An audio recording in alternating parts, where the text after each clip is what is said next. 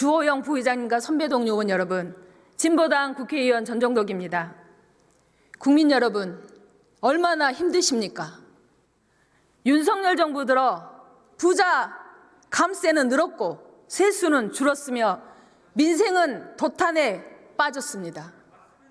체불임금 역대 최대, 가계부채 비율 세계 1위, 자영업자 대출 역대 최대, 가구 실질소득 최대 감소, 소득은 줄고 빚은 늘어 민생은 최악입니다.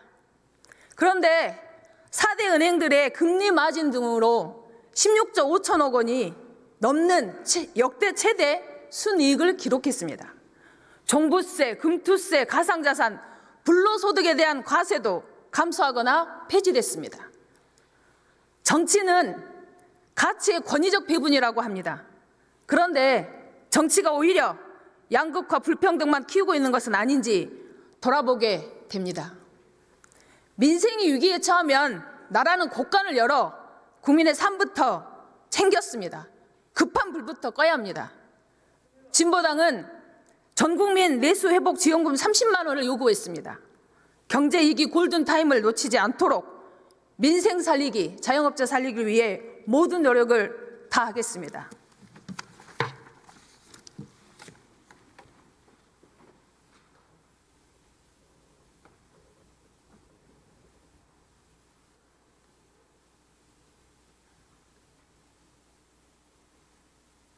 권한대행님이 앞으로 나와 주십시오.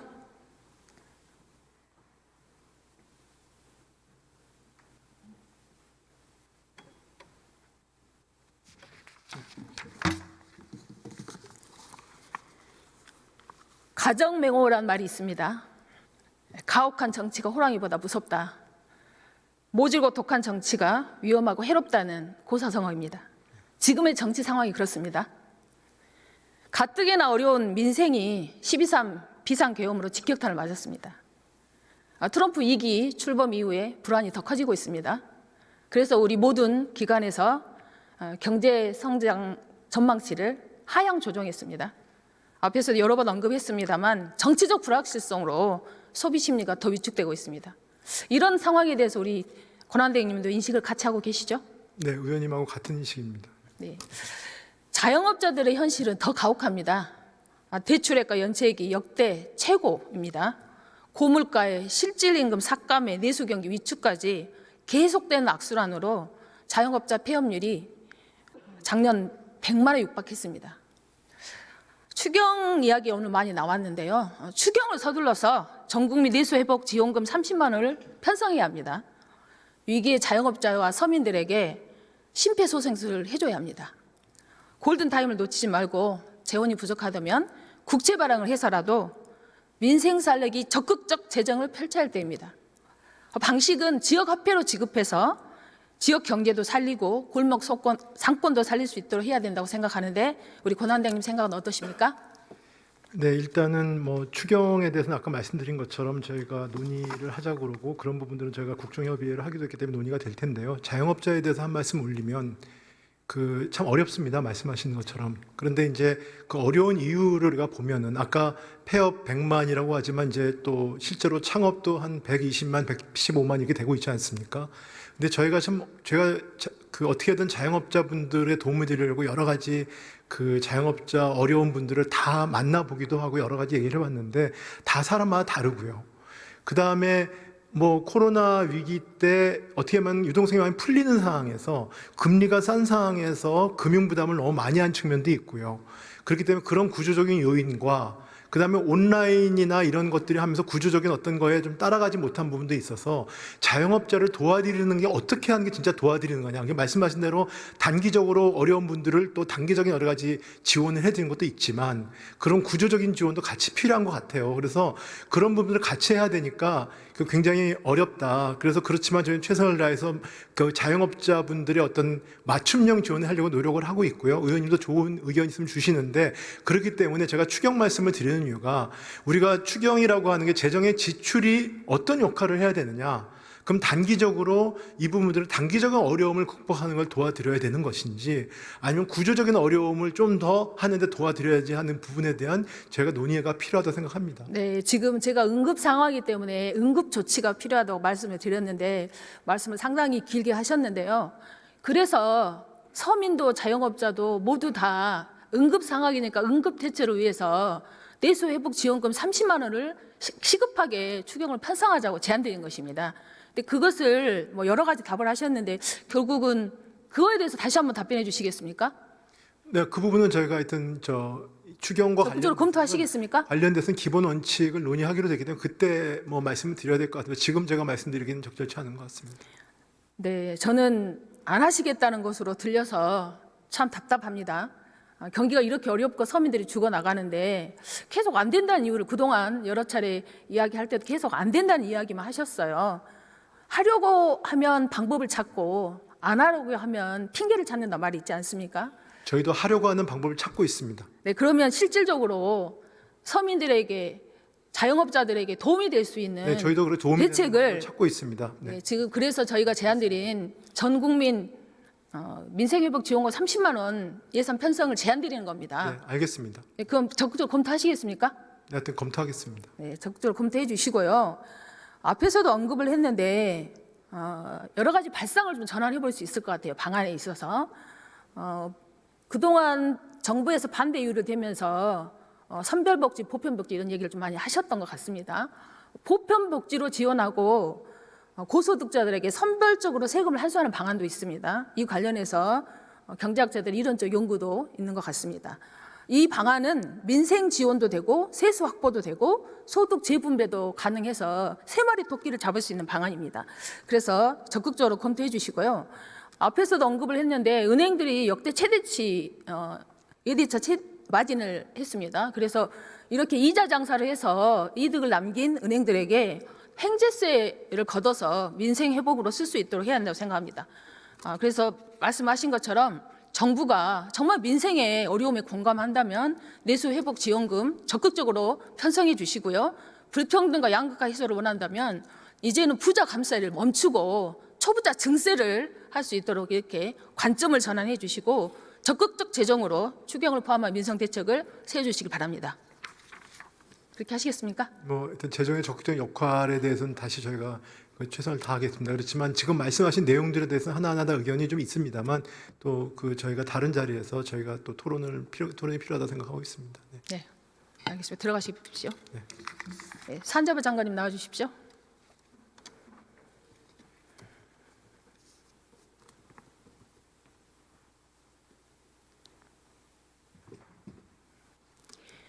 근로기준법을 준수하라. 우리는 기계가 아니다. 55년 전 전태일 열사가 한 말입니다. 알고 계십니까? 네. 그런데 2025년 최첨단 시대를 살고 있는 오늘 우리 반도체 노동자들이 똑같은 이야기를 하고 있습니다. 반도체 산업이 위기이니 지금보다 더 많이 일하고 더 많은 성과를 내라고 요구하고 있기 때문입니다. 정면 의원님, 네, 질문 제가 드리겠습니다. 계속 말씀드리지만 그게 네. 생산 근로자들이 아니고요. 지금 R&D 관련되어 있는 네. 고보수를 받고 있는 전문직 지금 연구 인력들에 대해서 저희가 조금 더 융통성 있는 근로 조건을 좀 만들어 보자는. 제가 질문하면 답해 주십시오. 알겠습니다. 그래서 반도체 산업의 위기 원인이 무엇이라고 생각하시는지, 우리 노동자들이 장시간 일을 안 해서 이런 반도체 위기가 온 것이라고 생각하십니까? 지금 저희가 국가 총력전을 피고 있는데 의원님 말씀하신 취지는 충분히 알겠습니다. 지금 저희가 뭐 일을 적게 해가지고 무조건 뒤지는 거냐라는 데 여러 가지 뭐 논란이 있을 수 있습니다만은 이게 연구직 종사자들의 근로 시간을 좀 늘린다고 그러면 우리가 이거 다 이길 거냐라는 건 분명히 아닙니다. 그렇지만 이게 시간에 쫓겨서 치열하게 기술 개발을 해야 되는 그 시점에 미국이나 중국이나 대만이나 일본이나 모든 우리 경쟁국들은 지금 밤을 새면서 일을 하고 있는 상황에 우리만 이걸 묶어놓고 너무 융통성 없는 근로 기준을 맞추는 것이 지금 우리 산업계에서 굉장히 좀 애로사항으로 보고 있습니다. 그래서 그 부분에 있어서는 우리 국회에서 양해를 해주신다 그러면 그 부분에 있어서 우리가 좀 융통성 있는 제도를 만들어서 저희가 좀 적절한 시점에 우리 기술 개발을 좀 박차를 가할 수 있는 그런 환경을 만들어 보고자 하는 네네. 취지입니다. 자, 우리 산자부 장관님께서는 연구개발 노동자들의 이야기를 좀 더 들으셨으면 좋겠고요. 당사자인 연구개발 노동자들은 52시간 유예에 대해서 발상 자체가 시대착오적이다. 높은 생산성 유지 비결은 충분한 휴식이다. 그리고 규제를 푼다고 하는 것 자체가 연구개발자들의 숨통을 끊는 것이다라고 격한 반응을 보이고 있습니다. 우리 삼성전자 노조 설문조사에서도 연구개발직 노동자들이 90%가 반대했습니다. 근데 한편에서 전문가들은 반도체 위기는 삼성의 위기이고 삼성의 위기는 경영진 리스크다 이라고 말합니다. 경영진의 무능과 전략 실패 아니람이 오늘의 위기를 가져왔다고 하는 것이죠. 왜 기업의 책임이나 경영진의 책임을 묻지 않고 노동자를 갈아 넣는 방식으로 경쟁력 강화, 위기 타개 이렇게 하는 것 자체가 잘못됐다는 것입니다. 삼성전자의 산업유보금이 156조입니다. 52시간으로도 업무량이 소화를 못할 정도로 하면 인력 부족한 거 아닙니까? 그러면 쌓아둔 산업유보금으로 인력을 늘려야죠. 그렇지 않습니까? 정부도 무조건 기업만 지원할 것이 아니라 삼성의 자구책에 대해서 더 독려하고 기업 책임을 더 높일 수 있는 방향으로 저는 이렇게 해야 된다고 봅니다. 어떻게 생각하십니까? 의원님, 이 법이 삼성만을 위한 법은 아니고요. 저희가 우리 반도체 산업에는 그 SK 하이닉스뿐만 아니라 그 생태계 많은 그 스타트업부터 아주 중요한 그 핵심 기술을 가지고 있는 많은 기업들이 있습니다. 그래서 네. 이 당사자가 합의를 하는 조건 하에서 저희가 여러 가지 안전장치를 마련을 해서 하려고 하는 것이니까 국회에서 좀 더 전향적으로 검토해 주시면 하는 게 저희 바람입니다. 예, 고소득자는 목숨이 두 개입니까? 당사자 합의요? 직장생활 안 해보셨어요? 벼랑 끝에다가 노동자를 세워놓고 도장 안 찍어주면 너 밀어뜨리겠다 이렇게 주장하면 어떻게 누웠던 노동자가 도장을 안 찍습니까? 이렇게 하는 방식이 잘못됐습니다. 알겠습니다. 들어가십시오. 예, 권한대행님 나오십시오.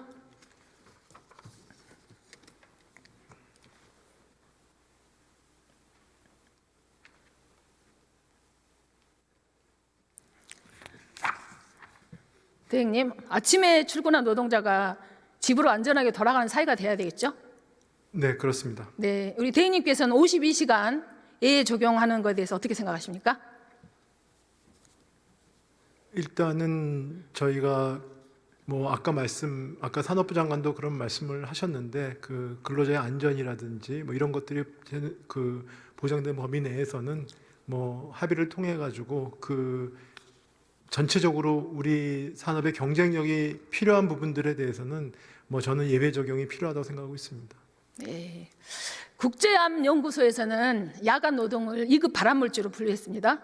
우리나라 고용노동부에서도 4주 동안 일주 평균 64시간을 일하면 과로사 기준에 해당됩니다.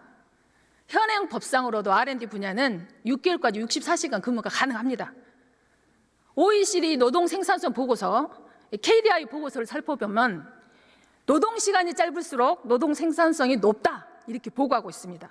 그런데 이렇게 장시간 노동을 요구하고 노동자들의 건강권에 대해서는 심각하게 위협하고 있는 상황에 대해서 인식은 별로 하지 않으시고 이런 태도로 봤을 때 정부가 오히려 과로사를 부추기는 거 아니냐 이런 생각이 듭니다. 어떻게 생각하십니까? 그건 신뢰의 문제로 저는 생각이 들고요. 지금 말씀하시는 부분들에 대해서 제가 그 현장에서 그 부분에 대한 논쟁을 제가 보지는 않았습니다만 그 부분에 충분히 서로 그 현상에 대해서 토론을 하고 그 다음에 뭐 그 논의를 할 수 있는 그런 부분이라고 생각합니다. 어느 누구도 어느 사용자도 어느 국민도 말씀하신 대로 근로자들의 건강을 해쳐가면서 근로를 하기를 원하고 있지는 않습니다. 네, 반도체가 미래 산업이라고 미래 먹거리 산업이라고 하지 않습니까? 네. 그러면 연구개발 노동자는 미래 산업을 우리나라의 경제를 이끌어갈 소중한 사람들 아닙니까? 네, 맞습니다. 그럼 이런 사람들을 더욱더 보호하고 지켜야 할 우리 모두의 인적 자원으로 인정을 해줘야 될 거 아닙니까? 네, 그런데 이렇게 과로사를 강요하는 것이 맞습니까? 그걸 과로사를 강요한다고 저렇게 그런 식으로 장시간 노동은 당연히 그걸 그렇게 과로사를 단순하게 닿을 수밖에 없는 말씀하시면 것이죠. 그거는 신뢰 부족이기 때문에 논의가 안 되는 것이죠. 어느 누가 그분들의 과로사를 부추기려고 이런 얘기를 하는 건 아니지 않습니까? 자, 52시간 상한. 그분들이 그 회사가 네. 우리 반도체 산업이 잘 돼야 그분들 행복한 것입니다. 자, 52시간 상한제는요. 네. 쉽게 생각하시는데 단순한 규제가 아니라 노동자들의 수많은 투쟁과 희생으로 만들어 놓은 최소한의 합의입니다. 반도체 분야의 규제를 풀면 다른 산업은 가만히 있겠어요? 지금 이미 조선업과 건설업에서는 욕을 하고 있지 않습니까? 네, 알고 있으나 제가 알기로는 게 너무 경직적이다 이런 것인데 그 부분에 대해서는 충분히 논의 접점을 찾을 수 있다고 저는 생각하고 있습니다. 예, 지금 애를 전체로 확산하면 노동자들은 끝을 알 수 없는 장시간 노동으로 내몰릴 것입니다. 이 점 분명히 명심하시기 바랍니다. 네, 명심하겠습니다만 의원님께서도 말씀을 하실 때 제 생각은 그렇습니다. 그러니까 너무 그 극단적으로만 그 말씀을 하시면 서로 논의의 접점이 없지 않겠습니까? 그래서 그 부분에 대해서 그 노동자들도 행복한 직장이 되는 것이 저희가 바라는 것입니다. 그래서 그런 것에 대해 신뢰를 가지고 논의를 할 필요가 있다고 생각합니다. 제가 연구개발 노동자들의 입장을 말씀드렸지 않습니까? 네, 들어가십시오. 네. 우리나라의 경제 발전은 노동자들의 희생을 딛고 성장했습니다. 정리해고가 그렇고 천만 비정규직 노동자가 그렇습니다. 언제까지나 노동자를 갈아 넣어서 이런 위기와 경제 발전을 이룰 것입니까? 이게 국회와 정부가 할 일입니까? 정부와 여야 동료 의원님께 간곡히 호소드립니다. 권한대행님, 노동자는 기계가 아닙니다. 국민의힘 권영세 비대위원장님, 노동자는 기계가 아닙니다. 이재명 대표님, 노동자는 기계가 아닙니다. 반도체 특별법에서 주 52시간 외에 적용 절대 안 됩니다. 존경하는 선배 동료 의원 여러분, 한국 사회의 가장 심각한 문제는 불평등과 양극화입니다. 이를 상징하는 현상이 소멸입니다. 저출생과 고령화, 자살률 세계 1위는 인구 소멸, 지역 소멸, 국가 소멸로 이어집니다.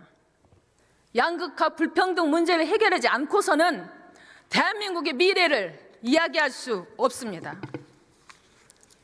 부자 감세로 기울어진 운동장을 더 가파르게 만드는 윤석열 정부를 신뢰할 수 있겠습니까? 국민의 삶을 책임지기는커녕 계엄령 내란으로 불안만 키우는 이 정권에게 더 이상 대한민국의 미래를 맡길 수 없습니다.